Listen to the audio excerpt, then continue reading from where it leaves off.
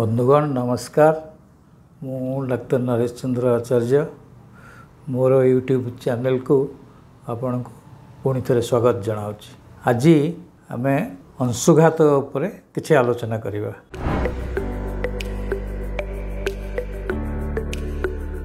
आम समस्ते जानिचे जे आमर शरीर उत्ताप 37 डिग्री सेंटीग्रेड बा 98.4 फारेनहीट रे स्थिर रहे। यह को आमर मस्तिष्क थिबा एक केंद्र जहाँकि हाइपोथैलेमस रे अच्छी या नियंत्रण करता है। आमर शरीर में जिते होची केमिकल आउ हार्ट चलुची लिवर फंक्शन जिते जहाँ प्रक्रिया रासायनिक प्रक्रिया होची से सबू यही 98.4 डिग्री फारेनहीट रे संभव होची। जदि कौन सी कारण ज्वर हो कि पार्श्विक उत्ताप हेतु यह अत्यधिक है से साधारण कार्य यह बाधा प्राप्त होता है। तेणु वर्तमान आम जो बाहर उत्ताप बढ़ी जाऊँगी परिवेश उत्ताप से आम शरीर उत्ताप समय समय अधिका होता है। ताहाकू आमे अंशुघात बा सनस्ट्रोक कहता। आमे देखीचु जे पिला मानकु आ वयस्क लोक मानकु यही अंशुघात रोग अधिक होता है। पिला मानकु कहीं हुए ना सेमानकर शरीरर जिते क्षेत्रफल तांकर उच्चता अनुपात रे अधिका, तेणु सेमाने सूर्यकिरण को अधिका एक्सपोजर होता आउ सेमानको जो शोष एते हुए नहीं, से पानी पीवा को मध्य अधिका इच्छा हुए नहीं, जहाँफल अधिका उत्ताप रहिले मध्य से माने पानी पीवा को चेष्टा करती नहीं आउ अधिक उत्ताप शोष मध्य से करे नहीं। तेणु एमानकु अधिक सनस्ट्रोक बा अंशुघात रोग हबार देखा जाए।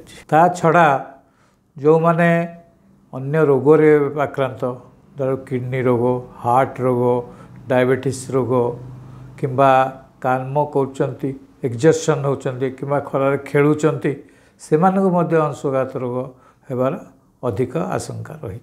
तेणु आपने तार अंशुघात है बोले जानवे केमती।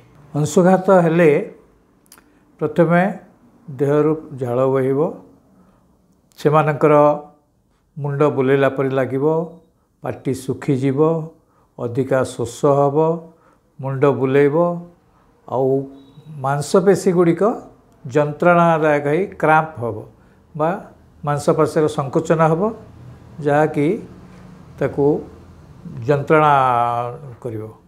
एवं ता छड़ा से माने मुंड बुलेकरी माने मूर्छा गला भाया लगे। यही समय रे आपण कौन करेंगे ना प्रतिशोधक हिसाब से तांको छाई आड़ को नहीं आसबे आउ शरीर उत्ताप जो मापिबे ता देखला बेलू 103 104 पर्यंत जापारे। तेणु घरे आनी थंडारे रखिए, ठंडा पानी स्प्रे करेंगे, मुंडरे पानी ढालिबे, देहरे पोछि देबे ओदा कन्नरे किंबा गाधे देले भी चलिबो।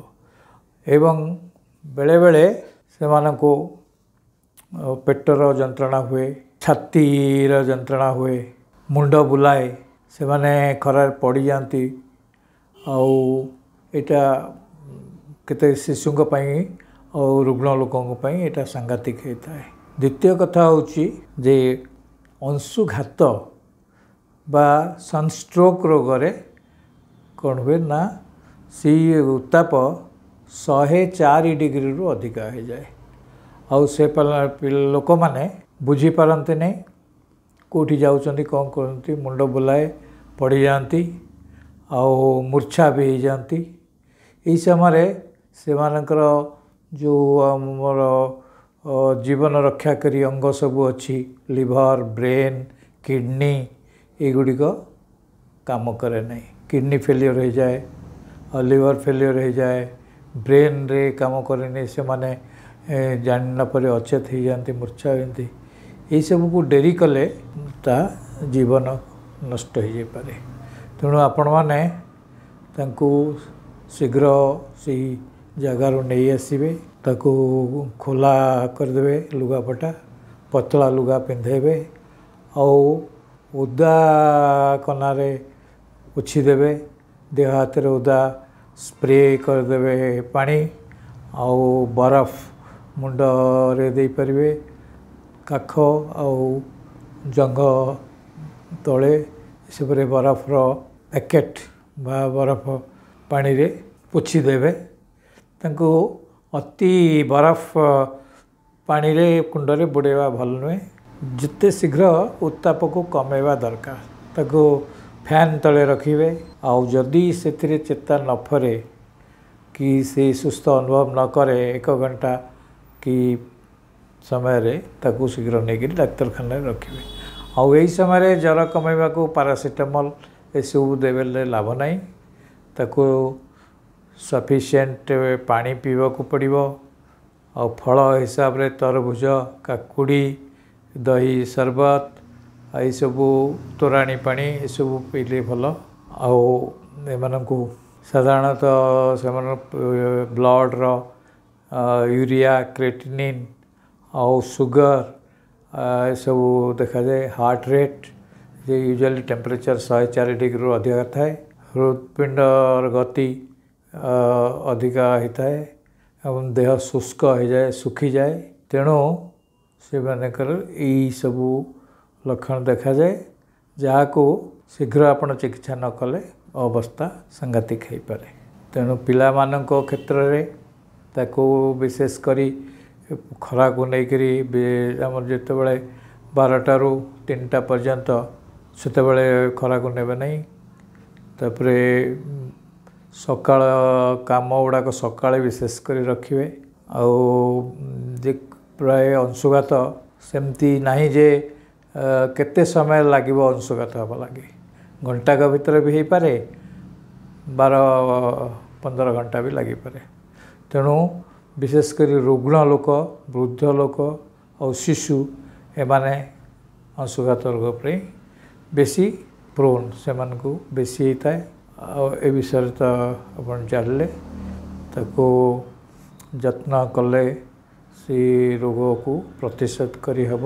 ଯଥା ଯେପରି ଆପଣ ଠିକ୍ ଅତ୍ୟଧିକ ଉତ୍ତାପ ସମୟରେ ନେବେ ନାହିଁ, ଯେମିତି ଆମର ସରକାରୀ ସ୍ତରରେ କୁହାହେଉଛି, ସବୁ ଜାଗାରେ ଆଡ଼ଭର୍ଟାଇଜ୍ କରାହେଉଛି ଯେ ଓଦା କନା ନେବେ, ପିଇବା ପାଣି ନେବେ, ଛତା ନେବେ, ଏସବୁ ନେଇ ଯଦି ଅତି ଦରକାର ପଡ଼ି ଯିବାଟାକୁ ଆଭଏଡ଼୍ କରନ୍ତୁ ଅତି ଖରାରେ।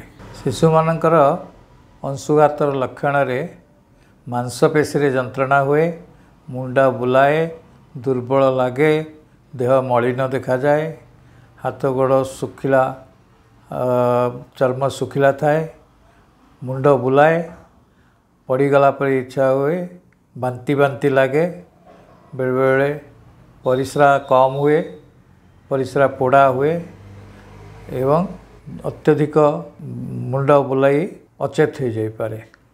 ଆଉ ମୁଁ ଏତିକି କହୁଛି, ଆପଣଙ୍କୁ ଯଦି ଏଇଟା ଭଲ ଲାଗିଲା ଲାଇକ୍ କରିବେ, ଆଉ ଅନ୍ୟ ଯାହା ଦରକାର ଜାଣିବାକୁ ସେ ବିଷୟରେ ପ୍ରଶ୍ନ ମଧ୍ୟ ପଚାରିପାରିବେ। ନମସ୍କାର।